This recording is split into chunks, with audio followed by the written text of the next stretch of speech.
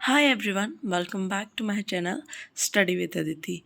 In today's video, we are going to discuss about matter in our surrounding, okay? Which is important chapter or first chapter of class 9th science and HP board and CBSE also, okay? So let's start. Matter. Anything that has mass and occupy space is known as matter. Okay कोई भी चीज जिसका भार है या फिर जो थोड़ा स्पेस घेरती है उसे हम क्या बोलेंगे मैटर बोलेंगे ठीक है and matter is made of particle कि मैटर किस चीज़ से बना होता है matter is made up of particles छोटे छोटे पार्टिकल से बना होता है बट एक क्वेश्चन जो यहाँ पे पुट होता है दैट इज व्हाट इज मतलब मैटर ठीक है सबसे इम्पॉर्टेंट क्वेश्चन तो ये है कि व्हाट इज़ मैटर हमने यही चीज़ डिस्कस की बट इम्पॉर्टेंट क्वेश्चन भी यही अराइज हो रहा है व्हाट इज़ मैटर तो किसी भी चीज़ का भार है that is matter but matter क्या नहीं है हम बोल रहे हैं कि हर एक चीज़ यहाँ पे मैटर है हमारे सराउंडिंग में हमारे आसपास जो भी चीज़ है वो क्या है मैटर है क्यों है क्योंकि उसका कुछ भार है और वो कुछ ना कुछ स्पेस ऑक्यूपाई कर रही है ठीक है बट क्या मैटर नहीं है ऑफ कोर्स कुछ चीज़ें होंगी हमारे इन्वायरमेंट में हमारे सराउंडिंग में जो मैटर नहीं होंगी ठीक है थोड़ा सोचिए ओके सो हमारे सराउंडिंग में जो चीज़ें मैटर नहीं है दैट इज़ शेडो शेडो का ना कोई वजन है और ना ही वो कोई स्पेस घेरती है हम जिस साइड जा रहे हैं शेडो उसी साइड जा रही है यानी कि शेडो हमारा मतलब जो हमारा शेडो होता है या जो किसी भी चीज़ का शेडो होता है दैट इज़ नॉट मैटर वो किसी भी छोटी चीज़ों से मिलके नहीं बना है okay and after that light matter नहीं है क्यों क्योंकि लाइट का ना कोई वजन है और ना कोई वो स्पेस घेर रही है ठीक है so matter is only anything that has mass and occupy some space for example this is pen ये मेरे हाथ में एक पेन है इसका एक पर्टिकुलर मास है और ये कुछ स्पेस ऑक्यूपाई करी है लाइक अगर मैं इसको यहाँ रख रही हूँ तो इसका कुछ स्पेस है ठीक है so this is matter I hope आपको ये चीज़ क्लियर होगी दैट व्हाट इज़ मैटर ठीक है इतना जानने के बाद let's come to the based on physical state अगर हम फिजिकल स्टेट की बात करें ठीक है तो इसको 3 टाइप्स में डिफाइन किया गया है मतलब फिजिकल स्टेट क्या होती है किसी भी चीज़ को हम बाहर से कैसे जज कर सकते हैं जो चीज़ें हमें प्रॉपरली विजिबल होंगी ठीक है तो इसको डिफाइन किया गया है किसको मैटर को 3 टाइप्स में the one is solid the second one is liquid and the third one is gas सुनने में तो काफ़ी इजी है like we all know what is solid what is gas what is liquid okay but जब हम particular इसको differentiate करते हैं तो these things are to like complicated हम इन्हें बोल सकते हैं a little bit complicated okay solid आप देख रहे होंगे काफ़ी प्रॉपरली मैंने इसको पैकिंग में रखा हुआ है बट लिक्विड में मैंने थोड़ा सा इसमें लाइक स्पेस छोड़ा हुआ है एंड गैस बिल्कुल काफ़ी दूर दूर है ठीक है तो इसको हम अच्छे से समझेंगे solid they have definite shape and volume solid का एक प्रॉपर शेप है प्रॉपर वॉल्यूम है फॉर एग्जाम्पल दिस लॉक ये लॉक है ठीक है इसकी एक प्रॉपर शेप है I can't change its shape ठीक है ये सॉलिड है इसकी शेप है इसका प्रॉपर वॉल्यूम है ठीक है like look at this lock कितना प्रॉपर इसकी शेप है जो इम्पॉर्टेंट थिंग है जिस सॉलिड लिक्विड और गैस में दैट इज इट्स शेप ठीक है if I talk about liquid so liquid do not have a definite shape but it has definite volume okay indefinite shape होती है for example ये water है water is liquid ठीक है इस cup में है इसकी शेप में है ठीक है बट जैसे ही मैंने इसको ग्लास में डाला ये ग्लास की शेप में आ गया which means it has indefinite shape okay and if we talk about gas so look at this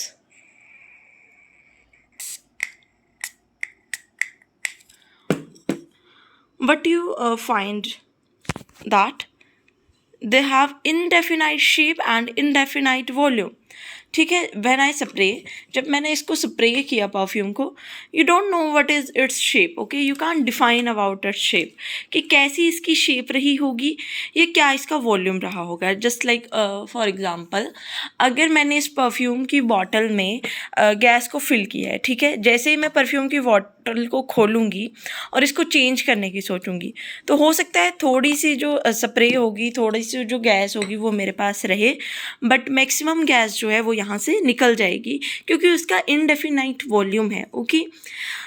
now come to its intermolecular space और इंटरमॉलिक्यूलर फोर्सेस।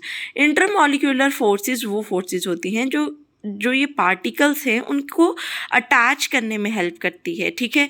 मीन्स किस फोर्स के थ्रू वो बाइंड है। तो अगर हम लॉक की बात करें तो इसमें इंटरमॉलिक्यूलर फोर्सेस बहुत ज़्यादा स्ट्रॉन्ग है, क्योंकि ये बहुत प्रॉपरली पैक्ड है या बहुत प्रॉपरली डिज़ाइंड है, इसकी डेफिनेट शेप है, ठीक है। तो मैक्सिमम जो है इसमें इंटरमॉलिक्यूलर फोर्स होगी। क्यों? क्योंकि इंटरमॉलिक्यूलर स्पेस बहुत कम है। इस चीज़ को ध्यान में रखेंगे, जितना कम स्पेस उतनी ज़्यादा force. For example board, for example ice, okay, solid clear है। Now come to the liquid. Liquid में क्या है, ना बहुत ज़्यादा इंटरमॉलिक्यूलर स्पेस होगा, ना बहुत कम होगा, ठीक है, और जिसकी वजह से फोर्स ऑफ अट्रैक्शन जो है वो भी मॉडरेट रहेगी। For example water. Now come to the gas. Gas में बहुत ज़्यादा स्पेस होता है, ठीक है, और इसीलिए तो थोड़ी सी भी अगर गैस कहीं से निकल रही होगी तो एकदम वो हर जगह फैल जाएगी। फॉर एग्जांपल अगर मैं परफ्यूम की बॉटल की बात करूँ तो मैं हल्का सा स्प्रे करूँगी, बट बहुत ज़्यादा लोगों को पता लग जाएगा। द रीज़न बिहाइंड इट कि इसमें बहुत ज़्यादा इंटरमॉलिक्यूलर स्पेस होता है, जिसकी वजह से फोर्स ऑफ अट्रैक्शन बहुत कम होता है, ठीक है। एग्जाम्पल के लिए हमारे पास परफ्यूम है। Now heating can reduce intermolecular force of attraction, ठीक है। हीट जब हम करते हैं तो अट्रैक्शन कम होती है। क्यों? क्योंकि जब उसको हीट प्रोवाइड करेंगे तो उसके बीच में जो स्पेस होगा, जो फोर्स होगी, वो धीरे धीरे ब्रेक करेगी, ठीक है, और उसकी वजह से क्या होगा, वो अट्रैक्शन भी कम होगी, ठीक है। नाउ जब हम सॉलिड है, हमारे पास लिक्विड है और गैस है। सॉलिड से जब हम सॉलिड से जब हम हीट करेंगे लिक्विड बनेगा, ठीक है। मान लीजिए हमारे पास आइस है, हम उसे हीट कर रहे हैं, लिक्विड बन रहा है, तो इस प्रोसेस को हम क्या बोलेंगे, मेल्टिंग। याद रखेंगे, आइस से हमारे पास वाटर बना, that process is known as melting, ठीक है। और जब हमारे पास लिक्विड से गैस बन रही है, that process is known as boiling. आपने देखा होगा, लाइक हम वाटर को बॉईल कर रहे हैं, ठीक है। अब जैसे ही हम उसको बॉईल करते हैं तो हमारे पास क्या होता है कि इवेपोरेशन होने लग पड़ती है, यानी कि कुछ सॉरी तो हमारे पास जो है वाटर वेपर्स बनने लग पड़ते हैं, वो गैस की फॉर्म में बाहर निकलने लग पड़ते हैं। So this process is known as boiling, ठीक है। अब हमने ये दो प्रोसेस तो पढ़ लिए कि हमने हीट किया, बट व्हाट हैपन जब हम इसको कूल करेंगे, कि हमारे पास मान लीजिए हमने किसी वाटर को बॉईल कर दिया, ठीक है, लेकिन ऊपर हमने प्लेट लगाई है। अब प्लेट में क्या है, वो सारे वेपर्स जो हैं वो अटैच हो गए हैं, बट व्हाट हैपन जब हम उसे ठंडा होने के लिए रख देंगे तो हमारे पास कंडेंसेशन हो जाएगी। जो गैस फॉर्म थी वो कन्वर्ट फिर से किस में हो जाएगी, लिक्विड में। और जब ये लिक्विड फॉर्म जो है वो सॉलिड में बन जाए, then this process is known as solidification, ठीक है। जो लिक्विड है वो कूल होके हमारे पास क्या बन रहा है, सॉलिड बन रहा है। तो इस प्रोसेस को हम क्या बोलेंगे, सॉलिडिफिकेशन। अब ये तो बेसिक सी चीज़ें हैं जो हमने सीख ली, बट व्हाट हैपन कि जब हमारे पास सॉलिड डायरेक्ट गैस में कन्वर्ट हो जाए, ठीक है। फॉर एग्ज़ाम्पल हमारे पास कैम्फर का एग्जाम्पल है, ठीक है। अगर आप उसको खुला रख देते हैं तो, या फिर नैपथलीन बॉल्स जिनको हमारी मदर्स बेसिकली यूज़ करते हैं घरों में स्मेल के लिए, ताकि कपड़ों से खुशबू आ जाए या फिर लाइक कहीं जंग वगैरह न लगे। तो वो क्या होते हैं, हमारे पास छोटी छोटी सॉलिड बॉल्स होती है, मेरे पास यहाँ पर है नहीं, आपने देखी होंगी। तो जब हम उन्हें रखते हैं तो वो डायरेक्ट लिक्विड नहीं बनता उनका, बट डायरेक्ट क्या है, हमारे पास गैस में चेंज हो जाती हैं, ठीक है। So this process is known as sublimation. Solid get converted into gas directly, ठीक है। और ये सॉलिड लाइक कैम्पर वगैरह, इन्हें हम सॉलिड नहीं बोलते, इन्हें हम सब्लिमेटरी सॉलिड्स बोलते हैं, ठीक है। तो इतनी सी बात क्लियर है। अब हम गैस से भी डायरेक्ट लिक्विड में कन्वर्ट कर सकते हैं कंप्रेशन के थ्रू, ठीक है। हमारे पास गैस है, यहाँ पर हमने इसको बहुत ज़्यादा प्रेशर प्रोवाइड करेंगे और ये लिक्विड में कन्वर्ट हो जाएगा। इसका जो हम डेली लाइफ का एग्जांपल देखें, that is LPG and CNG, ठीक है। तो क्या होता है इसमें, कंप्रेशन के थ्रू ही हम गैस को कंप्रेस करके लिक्विड में कन्वर्ट कर देते हैं, ठीक है। अब वेरियस टेम्परेचर स्केल्स हमने देखे हैं, बहुत सारे टेम्परेचर स्केल यूज़ किए जाते हैं, kelvin, degree Celsius and Fahrenheit, ठीक है। तो इसमें बेसिकली होता क्या है, जब हमने केल्विन के लिए कैलकुलेशन करनी है तो डिग्री सेल्सियस में हम क्या करेंगे, 273 को ऐड कर देंगे। This is so easy, okay. चीज़ों को आप क्रैम नहीं करेंगे, अंडरस्टैंड करने की कोशिश करेंगे। तो हमारे पास मान लीजिए 0 डिग्री सेल्सियस है, तो उसमें 273 प्लस किया तो 273 केल्विन आ गया, ठीक है। जब हमारे पास 10 डिग्री सेल्सियस है, उसमें हमने 273 प्लस किया 283 केल्विन। तो इस तरह से आप डिग्री सेल्सियस को केल्विन में कन्वर्ट करके कैलकुलेट कर सकते हैं। बट जब हम फ़ारेनहाइट की बात करें, ठीक है, डॉक्टर कहता है कि आपको बहुत तेज़ फीवर है, तो क्या होता है कि हाँ, इसका एक बेसिक सा फॉर्मूला आता है, that is 9 divided by 5 multiply, मान लीजिए 40 डिग्री सेल्सियस है हमारे पास, ठीक है, प्लस 32, तो ये हमारे पास कैलकुलेट करके आ गया 104 डिग्री फ़ारेनहाइट, ठीक है। तो इस तरह से आप डिग्री सेल्सियस को फ़ारेनहाइट में कन्वर्ट कर सकते हैं। तो ये बेसिक सी ट्रिक्स थी जिनके थ्रू आप इनको कन्वर्ट कर सकते हैं। Now if we talk about melting, तो मेल्टिंग क्या होता है, प्रोसेस होता है जिसमें सॉलिड जो है लिक्विड में कन्वर्ट हो जाता है ऑन हीटिंग, ठीक है। और बॉइलिंग कौन सा प्रोसेस है, ये मैंने पीछे भी पढ़ाया है, आप उसको फिर से देख सकते हैं डायग्रामेटिकली इन चीज़ों को क्लियर करने के लिए। सो प्रोसेस होता है जिसमें लिक्विड जो है वो गैस में कन्वर्ट होता है। And what about melting point, this is not a point but this is about temperature, ठीक है। मेल्टिंग पॉइंट जो है वो टेम्परेचर होता है जिसमें सॉलिड जस्ट स्टार्ट करता है मेल्टिंग, ठीक है। वी कांट से कि जब हमारे पास सॉलिड था, लाइक आइस था, वो लिक्विड में कन्वर्ट हो गया, that is melting point. No, melting point is that temperature, just temperature पे मेल्ट होना सिर्फ स्टार्ट हुआ है, ठीक है। तो ध्यान रखना है, point is nothing but it is about temperature. Boiling point जहाँ पे लिक्विड ने स्टार्ट किया है बॉयल करना, ऐसा टेम्परेचर जिसमें बॉइलिंग जस्ट स्टार्ट हुई है। नाउ हमारे पास दो टर्म है, one is boiling and one is evaporation, ठीक है। दोनों में कन्वर्जन हो रही है लिक्विड से गैस में, ठीक है, बट दोनों डिफरेंट प्रोसेस हैं। तो सबसे पहले तो इम्पॉर्टेंट टर्म जो है that is evaporation cause cooling, जिसके ऊपर आपके बहुत सारे रीजनिंग के क्वेश्चन भी होंगे, ठीक है। तो बॉइलिंग में क्या होता है, हमारे पास लिक्विड से गैस बनती है एट बॉइलिंग पॉइंट, ठीक है, बट उसमें लिक्विड से गैस बन जाएगी एट एनी टेम्परेचर। बॉइलिंग जो है हमारे पास वो पर्टिकुलर टेम्परेचर पे ही स्टार्ट होगी, उसी टेम्परेचर पे बॉइलिंग होगी। बट लिक्विड से गैस का कन्वर्शन तो किसी भी पॉइंट पे हो सकता है, किसी भी टेम्परेचर पे हो सकता है। लाइक जब आप स्टार्ट ही करोगे हीट करना, तब भी तो उसके वो जो कन्वर्जन है वो स्टार्ट हो चुका होगा।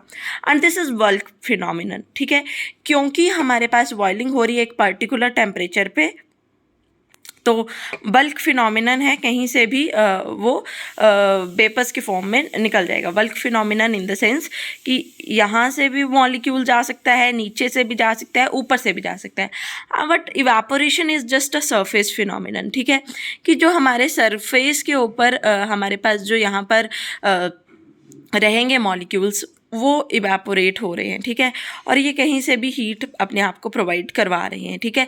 पर्टिकुलर कोई सोर्स नहीं है, सराउंडिंग की हीट के थ्रू ही इवेपोरेशन हो रही है। अब फैक्टर कौन कौन से इफेक्ट करते हैं, अगर टेम्परेचर इंक्रीज होगा, अगर जैसे हमारे पास बहुत ज़्यादा गर्मी होती है, ठीक है, तो क्या होगा, इवेपोरेशन भी उतनी ही ज़्यादा होगी। क्यों, क्योंकि सराउंडिंग की हीट से क्या है, हमारे पास लिक्विड जो है वो गैस में चेंज हो रहा है। सरफेस एरिया जितना ज़्यादा होगा उतनी ही ज़्यादा हमारे पास इवेपोरेशन रहेगी। विंड की स्पीड पे भी ये डिपेंड करता है।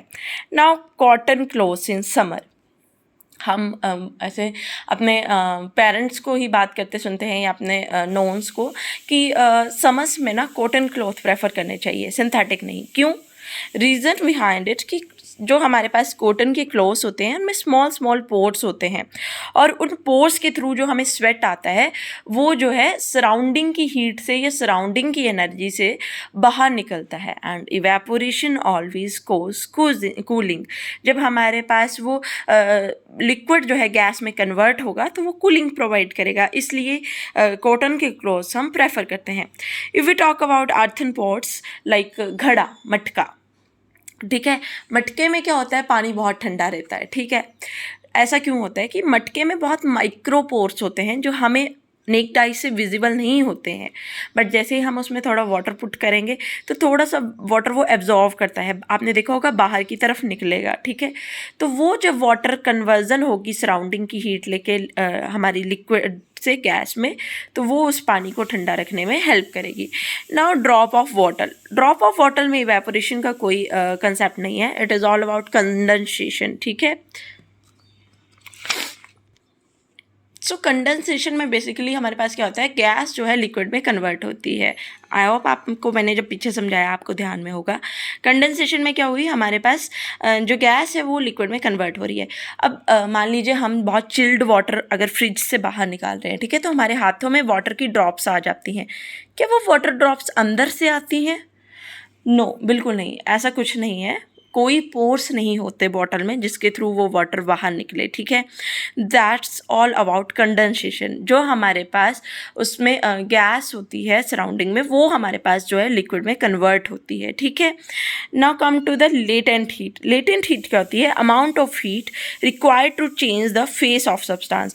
किसी भी सब्सटेंस को हम सॉलिड से लिक्विड से गैस में कन्वर्ट कर रहे हैं, तो उस अमाउंट ऑफ हीट में कि कितनी अमाउंट ऑफ हीट में वो चेंज हो रहा है, that is known as latent heat. I hope आपको चैप्टर 1 प्रॉपरली समझ आ गया होगा। नेक्स्ट वीडियो में हम इसकी थोड़ी क्वेश्चन आंसरिंग की बात करेंगे, बट अगर कोई भी डाउट होगा तो आप मुझे कमेंट करके बता सकते हैं। Thank you for watching, please share it with your friends. Thank you.